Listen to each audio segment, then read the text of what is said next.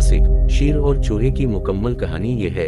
एक दिन एक जबरदस्त शेर जंगल में सो रहा था कि एक छोटा चूहा इस पर रेंगने लगा।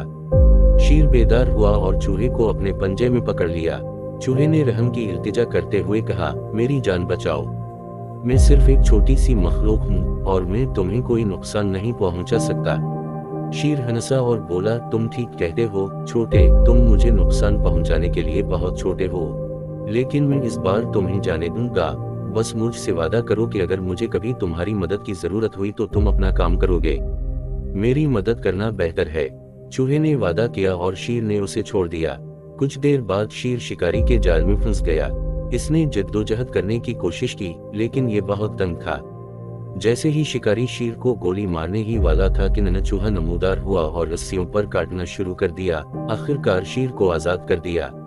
शेर अपनी जान बचाने पर चूहे का इतना शुक्रगुजार था कि इसके बाद से वो सबसे अच्छे दोस्त बन गए।